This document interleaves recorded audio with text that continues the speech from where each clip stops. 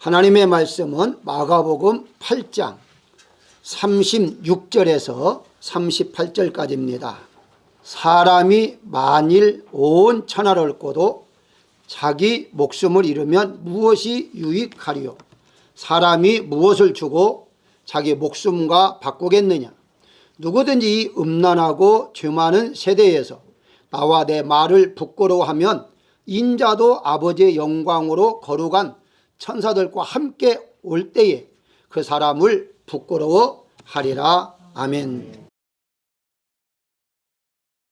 36절의 말씀에 보면 온 천하를 얻고도 자기 목숨을 잃으면 무엇이 유익하리요? 라는 말씀, 이 말씀을 근거해서 사람의 생명은 천하보다 귀한 생명이다 이렇게 말을 합니다.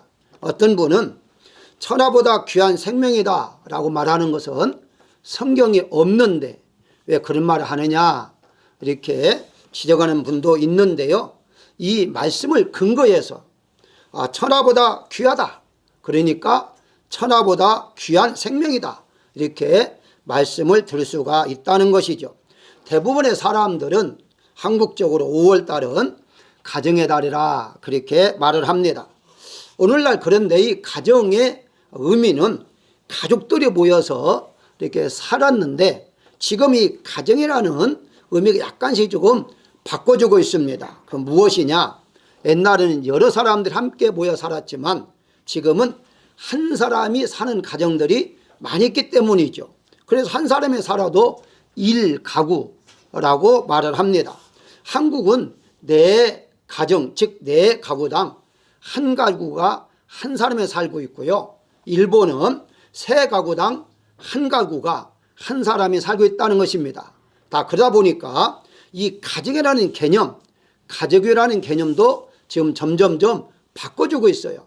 그래서 과연 가족은 누구시냐 할 때에 아는 사람이 가족인 것이고 함께 살지 않아도 가까이 지내는 사람이 나의 가족이다 이런 개념들로 바꿔주고 있습니다. 그러면 결과서는 앞으로 계속하면 혼자 사는 사람들이 많아질 텐데 이렇게 혼자 살다 보니까 과연 나 자신이 어떻게 살아가는 것이 올바로 살아갈 것인가 하는 관점에서 내 자신의 중심으로 자연스럽게 살 수밖에 없기 때문에 점점 세상은 악해질 수밖에 없다라고들 말을 합니다.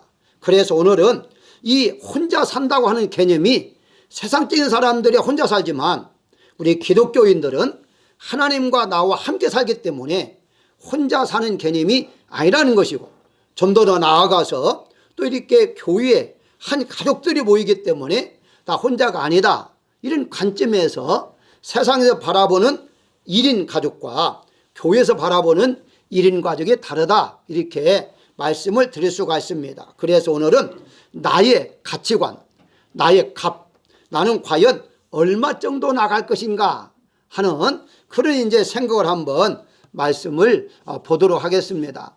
저는 이 말씀을 준비하면서 과연 내 몸의 가치는 얼마나 들까라고 봤더니요, 재료보다도 더 마이너스더라고요. 무슨 말이냐? 일반적으로 계산하다 보면 나를 사갈 사람이 전혀 없어요. 돈 주고 젊은 사람이라면 돈을 주고 사갈 수 있다든가, 옛날에 한국에는요 이런 게 있습니다. 새우잡이 배, 새우잡이가 너무 힘들으니까 돈을 주고 사가서 새우잡이 그렇게 새우를 잡도록 했다는 것인데요, 바로 나이가 들고 이렇게 능력이 없으면 사갈 사람도 없다는 거예요. 자, 그런데 이렇게 가치가 없는 인생이, 그럼 내가 사회적으로 볼 때 전혀 가치가 없는데 과연 무슨 재미로 살아갈 것인가 라는 생각을 한 번 정도 할 수가 있을 거예요. 그런데 성경에 보게 되니까 그런 게 전혀 아니라는 사실을 말씀을 드리고자 오늘 제목을 나의 가치는 이라는 제목을 한번 설정해 보았습니다. 자, 그렇다면 나의 가치는 어떤 건가? 즉 사람의 가치는 영원히 살아있을 때라는 사실입니다. 영원히 살아있을 때만이 진정한 사람의 가치가 있다 이렇게 말씀을 드릴 수가 있는데요, 오늘 본문 37절에 보게 되면 사람이 무엇을 주고 자기 목숨과 바꾸겠느냐라고 말을 합니다. 그러니까 어떤 것을 주고도 생명과 바꿀 수가 없다 분명히 말씀하고 있죠. 성경은 인간의 몸의 가치를 가장 높게 지금 평가하고 있는 것을 볼 수가 있어요. 그렇다면 내 몸의 가치는 얼마나 있는가 한번 따져봐야겠죠. 그래서 어떻게 그 몸을 바라보냐에 따라서 달라져요. 단지 그냥 물질만 본다면, 우리 몸을 물질로만 계산한다면 우리 몸에는 물이 70% 정도 있다고 하잖아요. 그리고 석유도 있고 철도 있답니다. 철. 이 인간의 몸에 70kg 정도 나가는 사람에서 철을 뽑아서 그 철로 못 한 개를 만들 수 있대요. 그러니까 못 한 개 따진다면 돈 가치가 얼마 없잖아요. 자, 이렇게 유황이라든가 여러 가지 그 요소들을 뽑아서 팔려고 보니까 이 미국 돈은 약 2불 정도 간답니다. 그러니까 여러분들이 단지 그냥 물질로만 계산한다면 2불 정도의 가치가 있다. 참 얼마나 이렇게 우리가 정말이구나, 이거 아무것도 아니다 이렇게 생각할 수 있을 거예요. 자, 그런데 능력으로 한번 따져보자는 거죠. 그러면 능력으로 따진다면 각각 가치가 다 다릅니다. 아까 제가 말씀한 대로 저는 능력이 없으니까, 또 나이도 들었으니까 전혀 가치가 없는데, 연예인이라든가 운동선수들 엄청나게 돈을 벌잖아요. 이 사람들은 우리의 상상을 초월하게 이렇게 돈을 버는 사람이 있습니다. 뿐만 아니라 이런 운동선수가 아니라 어떤 전문인들, 여러분들 보다시피 어떤 것을 하나 연구해서 만들었다고 가정하십시다. 이제 그런 사람들은 엄청나게 능력이 많은 사람이죠. 가치가 있다는 것이죠.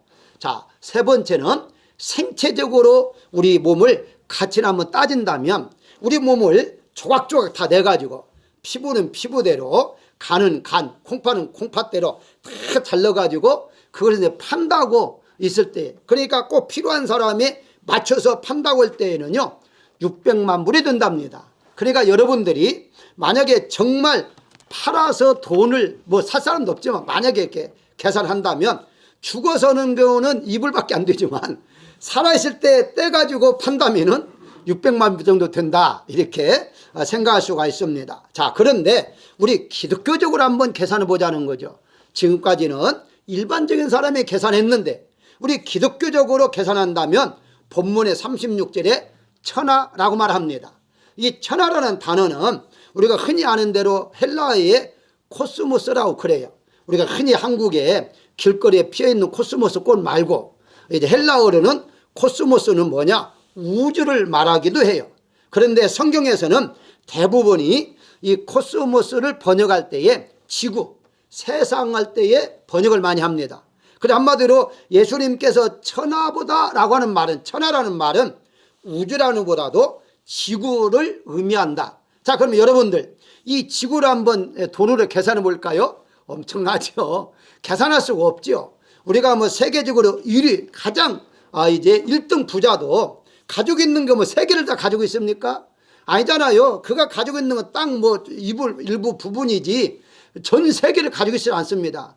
만약에 지구를 전체 다 가지고 있는 사람이 역사상 한 명만 말하고 한다면 아담이겠죠. 어떤 사람이 아담이다 하니까 아니에요. 하와도 같이 넣어줘야죠. 맞습니다. 아담과 하와는 지구에 하나님께서 지구를 주셨으니까 가장 부자였죠. 어쨌든 이 천하, 지구만큼의 가치가 있다. 그러니까 여기에 보게 되면 바로 천하보다 라고 했으니까 지구보다 더한 가치를 예수님께서 우리에게, 하나님께서 이렇게 가치를 높여주셨다, 이렇게 볼 수가 있는 것이죠. 자, 그런데 왜 그렇게 가치가 있는 사람이냐라고 했을 때에 하나님의 형상대로 지음을 받았고 우리 영이 살아있을 때만이 가치가 있는 것입니다.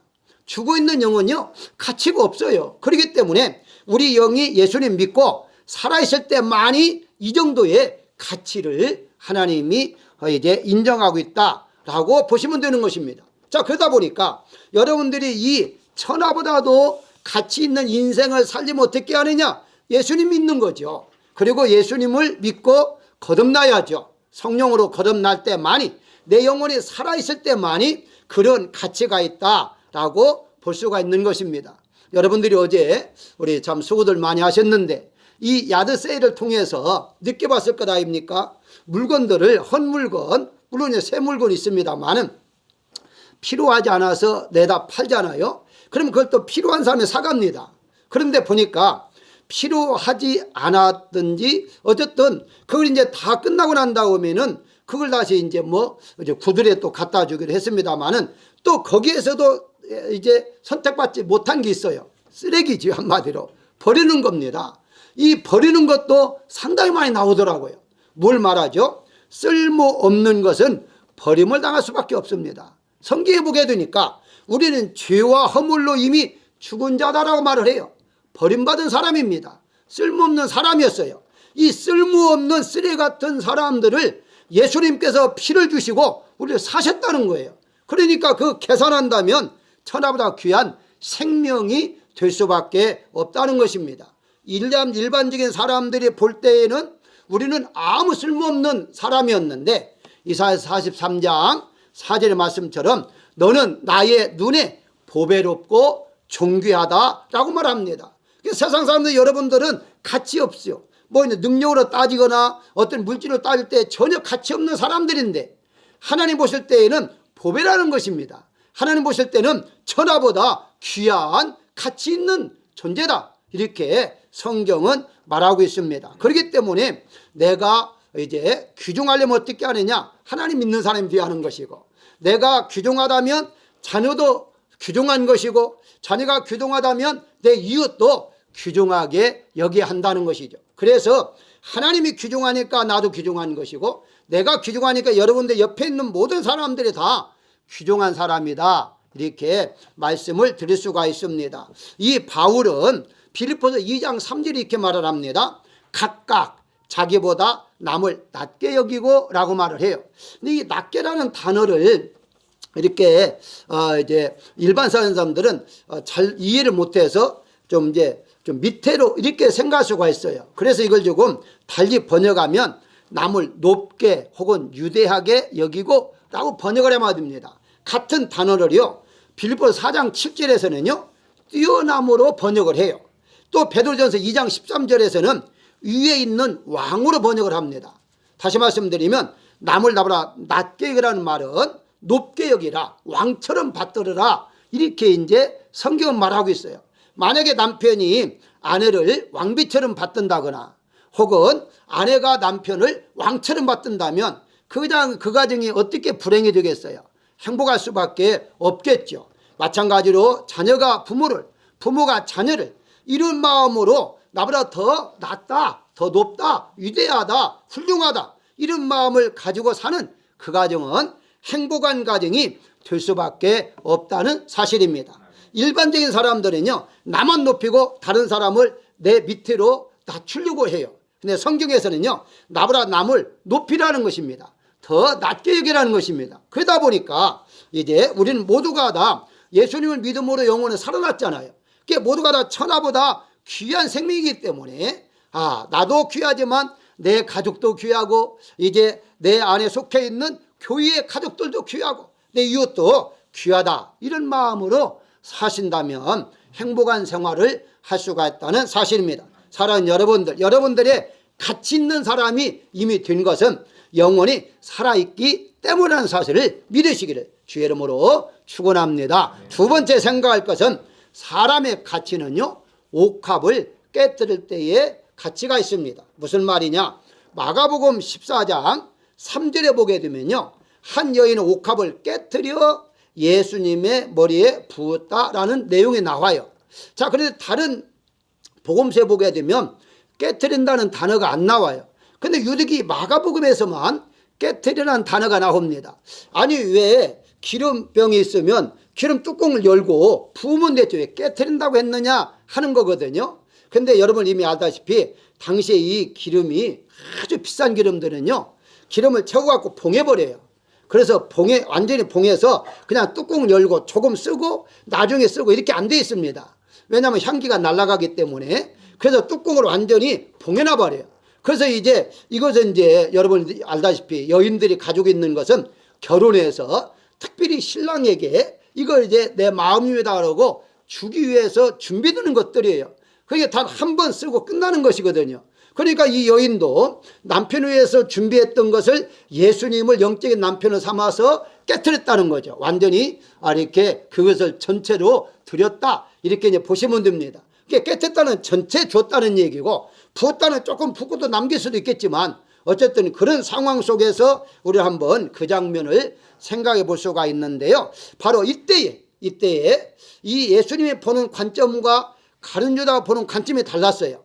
가룟 유다는 어떻게 말을 하느냐, 그것을 팔아가지고 가난한 자에게 주었다라면 얼마나 좋을 뻔했느냐, 핀잔을 하지요.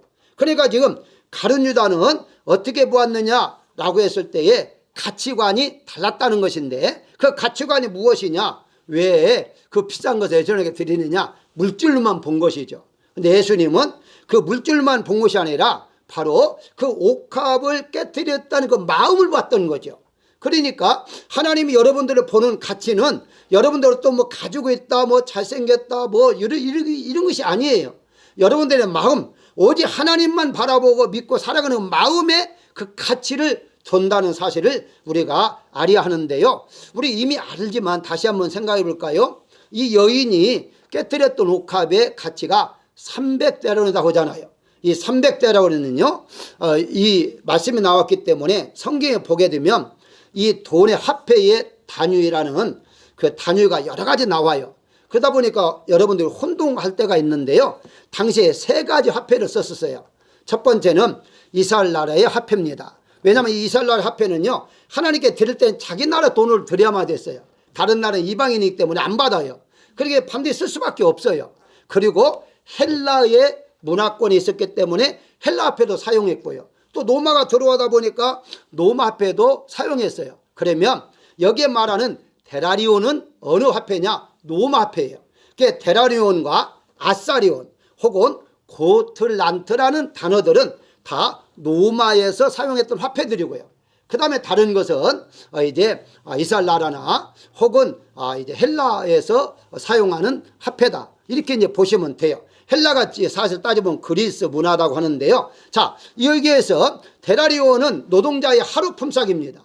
그러면은 300이라면 대략 한 1년 정도 일을 한 것이다, 이렇게 보시면 돼요. 자, 간단하게 미국에서 하루 일당을 위해서 일한다면 100불 받는다 가정합시다. 100불은 더 넘게 받을 수도 있겠지만 그냥 보통 100불 받는다 할지라도요, 300이면요 3만 불이에요.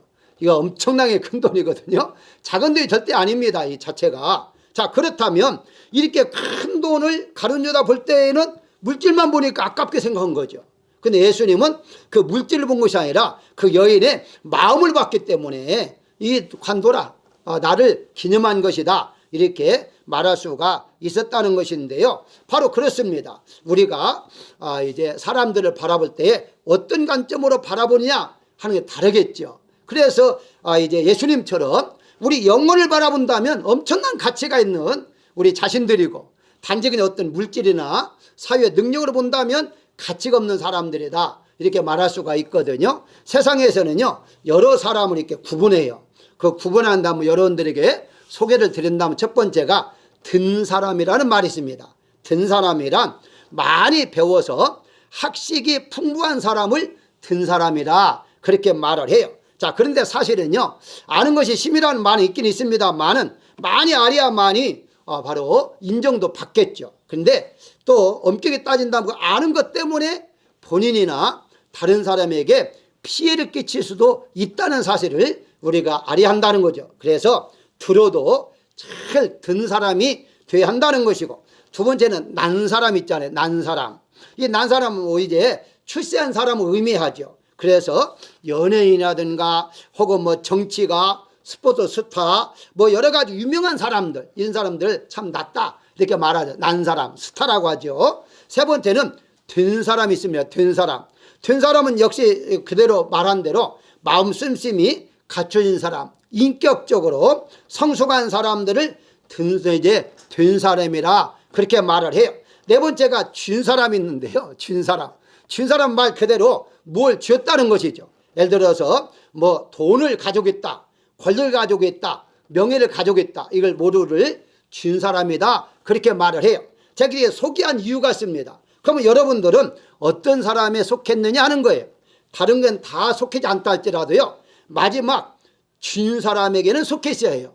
아니 내가 쥔 게 없는데, 돈도 없고 권력도 없고 힘도 아무것도 없는데 어떤 쥔 사람인가 라고 생각을 할 수가 있잖아요. 자, 여러분들, 쥔 사람이라는 말은 세상 사람들은요, 세상 것을 가지고 있는 것, 손에 쥔 것을 쥔 사람을 말한다면, 우리 기독교적으로는요, 예수님을 모신 사람, 다시 말해 예수님을 붙들고 있는, 그 손에 쥐고 있는, 예수님을 붙들고 있는, 그러니까 예수님 붙들고 있다는 조금 이제 이해가 잘 안 되니까 예수님을 모시고 있는 사람, 이렇게 하면 되지 않습니까? 가지고 있다는 것은 영어적인 발음이고, 우리 한국적으로는 가지고 있다, 이 말이 안 되죠. 그러니까 모시고 있다, 이렇게 말할 수가 있습니다. 여러분들이 예수님을 모시고 있다는 게 바로 쥔 사람이다, 이렇게 말할 수가 있는데요, 이 네 가지를 다 가지고 있던 사람이 누구였을까요? 사울이었잖아요. 바울이 사울 때에, 바울은요 정말 든 사람이었어요.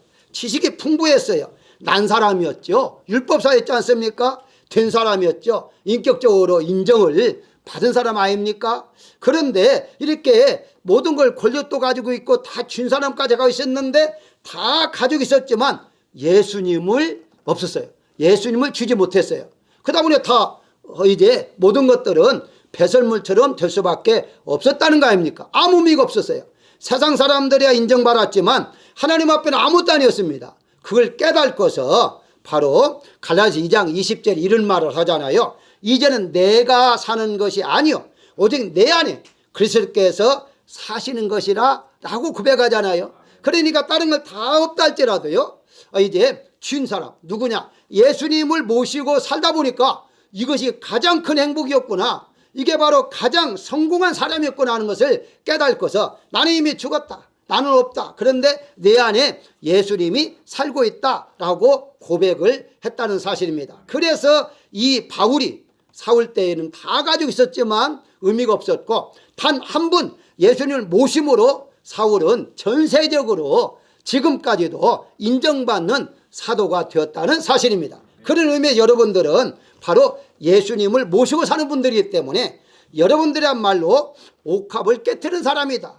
옥합을 완전히 하나님 예수님 앞에 드림으로 말미암아 나는 없어지고 예수님만 모시고 사는 사람이기 때문에 여러분들이야말로 천하보다 귀한 가치 있는 몸임을 믿으시기를 주의 이름으로 축원합니다. 세 번째는 사람의 가치는 지으신 목적대로 살 때에 가능합니다. 무슨 말입니까?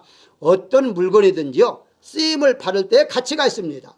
쓰임을 받지 못하면요 아무 가치가 없어요. 아무리 좋은 물건을 할지라도요, 내가 사용하지 아니한다면 그건 가치가 없는 거예요. 그리고 버려지잖아요. 버리제 쓰레기에 불과하다는 것이죠. 자, 그렇기 때문에 사람의 가치는 어디 있느냐라고 했을 때 사람답게 사는 게 사람의 가치죠. 성경에서는 이것을 어떻게 말하느냐, 하나님 앞에 영광을 돌리며 사는 자, 이게 바로 사람의 본분이다. 하나님을 경외하는 것이 사람의 본분이라고 하잖아요. 자, 그래서 여기에 이제 마태복음 22장 37절에 보게 되면 마음을 다하고 목숨을 다하고 뜻을 다하여 주 너희 하나님을 사랑하라, 이것이 크고 첫째 되는 계명이라 라고 말을 해요.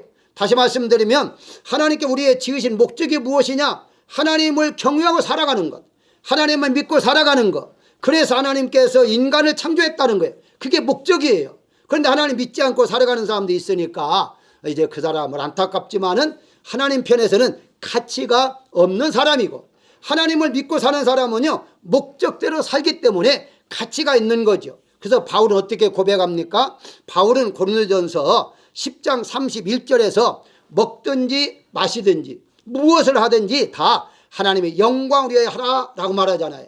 로마서 14장 8절에도 우리가 살아도 주를 위하여 살고 죽어도 주를 위하여 죽는다라고 말을 해요. 오직 바울은 다 가지고 있던 사람인데 그건 아무 의미가 없다는 걸 깨닫고서 오직 예수님, 즉 하나님만을 위해서 살아가는 것이 내가 가치 있는 인생에 사는 것이구나 하는 것을 깨달았더라고요. 그래서 이렇게 고백을 할 수가 있었던 것입니다. 사랑하는 여러분들, 히브리서 8장 5절에 보게 되면 그들이 섬기는 것은 하늘에 있는 것의 모형과 그림자라라고 말을 해요. 무슨 말이냐, 예수님께서 말씀하신 그 자체가 예수님이 실체잖아요. 실체인데 구약 사람들은 모형을 가지고서 그림자를 가지고 그게 진짜인 줄 알고 열심히 믿을 때 아닙니까? 바울도 얼마나 열심히 했어요.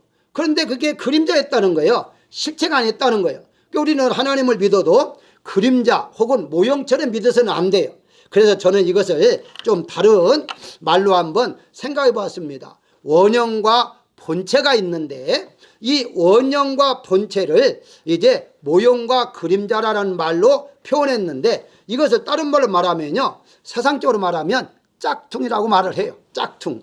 여러분 잘 아시잖아요. 모조품. 이것을 짝퉁이라 그렇게 말하는데 우리는 정말 진품을 믿어야지 이 짝퉁을 믿어서는 안 되는데 많은 분들이 이 모조품을 믿는 사람들 많아요.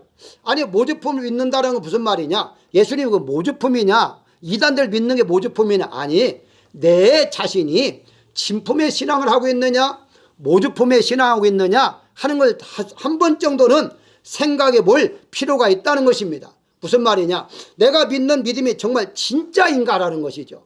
내가 믿고 있는 이 믿음이 모조품의 짝퉁에 불과한가라는 것이죠. 자, 무엇을 말합니까? 다시 말씀드리면 하나님의 목적에 쓰임받지 못하는 것은 짝퉁이에요. 그러니까 하나님이 지으신 면에 있어서 우리가 목적대로 하나님 앞에 드려질 때에 비로소 진품의 신앙생활을 한다는 것이죠. 아니 모조품도 진품과 똑같은데요. 그래요. 그러다 보니까 어떻습니까? 우리가 잘 아는 대로 교회도 열심히 다니고 찬송도 하고 기도도 하고 선교도 합니다. 그런데도 모조품이 있다는 사실이에요. 왜 그럴까요? 그것은 나를 중심으로 하는 모든 것 다 모조품입니다. 나를 위한 중심의 신앙생활은 짝퉁에 불과해요. 예수님의 중심으로 신앙생활하는 것만이 진품이라는 사실을 우리가 알아야만 됩니다. 안타깝게도 오늘날에 이 진품의 신앙생활보다도 이 모조품의 신앙생활하는 사람들이 많아요. 모든 게 다 자기를 위한 거예요. 아니요, 나는 이미 없어졌어요. 이미 나는 완전히 십자가에서 못 박아졌어요. 내가 살아있는 건 오직 예수님만을 위하여 살아있는 존재다. 이걸 생각하면서 우리가 살아가야 하는데 그렇지 못하니까 내 중심이니까 오늘 바빠서 교회 못 나가고 볼일 있어도 못 나가고 이제 이런 식으로 내 중심으로 신앙하는 게 얼마나 안타깝습니까? 이런 모든 신앙생활은 좀 안타깝게도 미안합니다만은 모조품의 신앙이다. 이렇게 우리가 빨리 분석을 하고 진품의 신앙생활 하시기를 주의 이름으로 축원합니다. 그래서 하나님께서는 진품의 신앙생활하기 위해 어떻게 하느냐? 연단이라는 이제 무기를 사용해서 우리를 연단해요.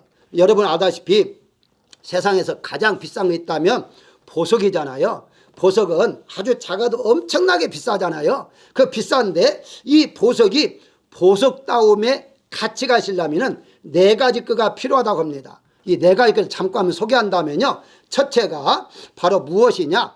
투명해야 한다. 투명. 깨끗해야 한다는 거예요. 그러니까 그 속에 어떤 흠이나 점이 있다면은 그건 가치가 없는 거예요. 바로 우리가 사람도요. 어떻게 해야 하느냐? 바로 마음이 깨끗할 때에 바로 하나님 그래서 우리 마음에 오셔서 성령께서 우리를 깨끗게 해주시잖아요. 그랬을 때에 가치가 있다. 두 번째는 무게라는 거예요. 무게. 그래서 이제 켈러라고 말할 때에 이 켈러라는 말이 얼마나 무게가 있느냐 따라서 엄청나게 값어치가 차이가 있습니다. 그래서 우리 사람들도요. 말과 행동이 무거울수록 가치가 있습니다. 그게 가벼우면 안 돼요. 말과 행동이 가벼워지면요. 사람들이 인정을 안 해요. 그런데 이제 말과 행동이 무거울 때에 한마디 할 때 사람들이 인정을 해요. 자, 그 다음에 세 번째가 색깔이죠. 컬러 색깔인데 이 색깔이 얼마나 아름답습니까? 보석이 영롱하고 찬란하고 신비로운 색깔이죠. 예수님께 너희는 세상의 빛이라 라고 말씀했기 때문에 우리가 세상의 빛을 비칠 수 있도록 그렇게 깨끗한 빛일 때에 인정받는 사람들, 가치 있는 사람이 된다는 것이고 마지막 네 번째 모양과 결입니다. 이 다이아몬드는요 바로 이제 깎을 때 어떻게 깎느냐에 따라서 그 이제 모양에 따라서 다르고 각도에 따라서 달라요. 그래서 이제 정말 기술자가 깎지 아니하면 아무리 좋은 원석이라 할지라도요 보석으로 인정받지를 못하고 그냥 일반 돌밖에 안 돼요. 근데 일반 돌인데 가져다가 그렇게 잘 깎기 때문에 가치가 있다는 것이죠. 자, 다 설명드렸습니다. 하나님은 그래서 연단이라는 도구를 사용해서 우리를 깎으시고 우리를 무겁게 하시고 우리에게 정말 예수님의 모습만이 남게 하기 위하여 하나님이 여러 가지 시련과 고난을 통해서 깎고 또 깎는 작업을 통해서 욥이 고백한 것처럼 나를 단련하신 후에는 내가 정금같이 나오리라 라는 고백을 하게 된다는 사실입니다. 사랑하는 여러분들, 시편 66장 10절에 보게 되면요, 여호와께서 우리를 단련하시기를 은을 단련함 같이 하셨다라고 말을 해요. 은을 단련하기 위해서 어떻습니까? 불 속에 바로 넣었다 뺐다 여러 번 하면서 불순물 다 제거를 하지 않습니까? 그렇기 때문에 우리를 여러 가지 단련을 통해서 인간적인 생각들, 세상적인 세소가 되었던 것들을 찌꺼기를 다 뽑아내고 순수한 오직 예수님만 닮아가는 모습만 남게 만든다는 사실이에요. 그래야 가치가 있는 것을 볼 수가 있습니다. 어쨌든 우리 모두가 다 이와 같이 연단을 통해서 하나님 앞에 귀 쓰임을 받는 사람들, 그것이 바로 하나님 앞에 목적대로 사는 사람이고, 이런 목적대로 사는 사람의 말로 가치 있는 사람이라는 사실을 믿으시기를 축원합니다. 마지막으로 사람의 가치는요, 예수님의 강림을 느끼며 살아가는 것이다. 무슨 말이냐? 38절에 봅니다. 인자도 아버지의 영광으로 올 때에 라고 말합니다. 성경에서는요, 이렇게 하나님께서 지상에 오시는 것을 임재 혹은 강림이라는 단어를 사용해요. 자, 그런데 우리가 성경에 보게 되면요, 흔히 예수님을 재림하신다라고 하잖아요. 근데 재림이라는 단어는 전혀 없습니다, 성경에. 근데 왜 재림이라는 단어를 우리가 사용하냐 할 때에 혼동 없게 하기 위해서 재림이라는 단어를 사용해요. 무슨 말이냐? 구약에서 하나님께서 이렇게 모세에게 나타날 때에도요, 성경 읽어보시면 강림하셨다라고 번역을 해요. 그러니까 예수님 이 땅에 오실 때에도 강림이라고 그래요. 임재했다고 그래요. 육체로부터 오신 것도 첫 번째 오신 거예요. 자, 영으로 오셔서 여러분들 마음속에 이미 오신 것도 임재, 강림하신 거예요. 자, 그래서 이런 것들을 구분하기 위해서 앞으로 육체의 몸, 부활체의 몸을 입고서 오시는 예수님, 그 예수님을 가리켜서 이제 강림이라고 하면 혼동할까봐 재림이라고, 재림은 뭐예요? 두 번째 오신다라는 뜻 아닙니까? 다시 오신다는 뜻이에요. 그래서 재림이라는 단어를 사용하고 있는 것 뿐이에요. 자, 그렇다면 무슨 말이냐? 예수님의 재림, 한마디로 말하면 그 앞으로 오실 그 예수님, 그 예수님을 느끼고 살아가는 것. 그러면 또 지금 현재 어떠느냐? 이미 영으로 오신 예수님을 느끼고 살아갈 때에 우리의 가치가 있다라고 성경은 말씀하고 있습니다. 아니, 예수님 믿으면 누구든 예수님이 나와 함께 하심을 느끼고 살지 않습니까? 라고 생각할 수 있는데요, 그렇지는 않아요. 대부분 만약에 정말 예수님이 나와 함께 지금 살고 있다, 이미 와 계신다는 것을 느끼고 살아간다면 걱정이 있다 할지라도 잠시 후 끝날 거예요. 염려가 있다 할지라도 잠시 염려하다가 끝날 거예요. 왜? 예수님 나와 함께 계시는데. 그런데 그것이 점점점 깊어져서 병까지 가는 사람이 있잖아요. 왜 병까지 갑니까? 그것은 예수님이 함께함을 느끼지 못하기 때문에 걱정하다 보니까 병까지 들 수밖에 없다는 사실이에요. 그래서 우리 믿는 사람 중에서는요, 믿음은 너무 좋은 것 같은데 주여 삼창을 하고 찬송을 열심히 하는데 막상 또 어려움이 있을 때에는 정말 하나님이 없는 자처럼 행동하고 말하는 사람들이 너무 많아요. 왜 그럴까요? 임재, 하나님 나와 함께 하심을 느끼지 못하고 살기 때문에 그런 모습이 나올 수밖에 없다는 사실입니다. 성경에 강림이라는 단어를 이 헬라어로 어떻게 번역하냐면요, 파로시아로 번역합니다. 이 파로시아라는 말은 재림이라는 단어와 같은데요, 이 성경은 재림이라는 단어를 같이 사용하는데 재림으로 말하지 않는 것은 언제든지 지금도 과거에도 하나님이 여러분과 함께 있었고 지금은 영으로 함께 계셨고 앞으로는 육체로 오시는 예수님과 영으로 함께 우리가 부활해서 살 것이기 때문에 그냥 다 임재로 번역할 수밖에 없었다는 사실인데요. 사랑하는 여러분들, 이 강림이라는 그 느낌, 임재라는 느낌만 알고 살아갈 때에 나는 어떤 경우를 할지라도요, 당당하게 우리가 예수님을 소개해 살 수가 있는데, 오늘 본문에 한번 다시 한번 볼까요? 38절에 예수님이 오시는데 부끄러워하는 사람이 있다고 했지 않습니까? 부끄러워한다. 무슨 말입니까? 여러분들이 함께 사는 사람들 중에서요, 누구를 소개할 때에 당당하게 소개할 수가 있잖아요. 뭐 조금 애화를 좀 달리 한번 들어볼까요? 그럴 리 없겠지만 남편이 정말 훌륭한 사람이다.